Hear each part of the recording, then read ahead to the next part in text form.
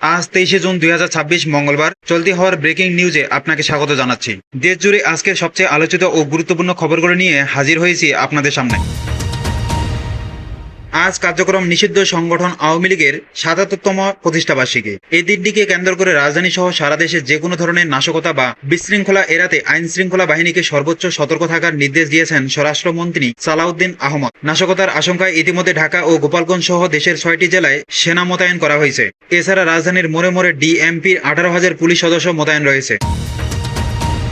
আওয়ামী লীগের প্রতিষ্ঠাবার্ষিকীর এই দিনেই আজ বিকেলে ঢাকার বিজয়নগর এলাকায় বিক্ষোভ সমাবেশের ডাক দিয়েছে জামাতে ইসলামী ও এনসিপি সহ 11 দলীয় ঐক্যজোট। জুলাই গণ অভ্যুত্থানের গণহত্যার বিচার দ্রুত শেষ করা এবং দেশের আইন শৃঙ্খলার পরিস্থিতির উন্নয়নের দাবিতে এই সমাবেশ অনুষ্ঠিত হচ্ছে। তবে জোটের পক্ষ থেকে জানানো হয়েছে এটি কোনো দলের পাল্টা কর্মসূচি নয়, বরং গণদাবি আদায়ের আন্দোলন।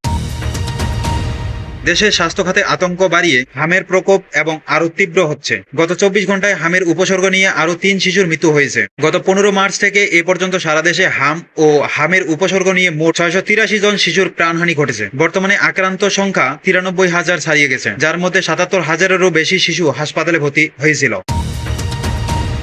প্রকৃতিতে সতর্কবার্তা। টানা ভারী বৃষ্টি আর উজানের ঢলে আগামী 72 ঘন্টার মধ্যে দেশের অন্তত 6টি জেলায় বন্যার আশঙ্কা করা হচ্ছে। সিলেট, সুনামগঞ্জ, কুড়িগ্রাম ও রংপুর সহ উত্তর পূর্বাঞ্চলের নদীগুলোর পানি দ্রুত বৃদ্ধি পেয়ে নিম্নাঞ্চল প্লাবিত হতে পারে বলে জানিয়েছে বন্যা পূর্বাভাস ও সতর্কীকরণ কেন্দ্র।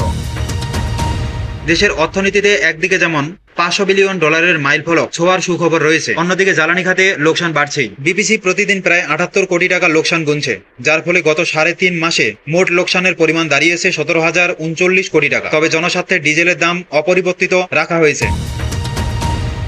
ফুটবল প্রেমীদের জন্য আজ বড় খবর। 73 কোটি টাকায় 2026 ফিফা বিশ্বকাপের সম্পূর্ণ সম্প্রচার সত্ত্ব পেয়েছে বাংলাদেশ টেলিভিশন বিটিভি। এখন থেকে ফুটবল ভক্তরা বিটিভির ডিজিটাল প্ল্যাটফর্ম ও ওটিটি অ্যাপে ঘরে বসেই সব ম্যাচ সরাসরি উপভোগ করতে পারবেন। এই ছিল চলতি হওয়ার এখনকার ব্রেকিং নিউজ। দেশের প্রতিটি মুহূর্তের সঠিক ও নিরপেক্ষ সংবাদ সবার আগে পেতে আমাদের চ্যানেলটি সাবস্ক্রাইব করে সাথে থাকুন। ধন্যবাদ।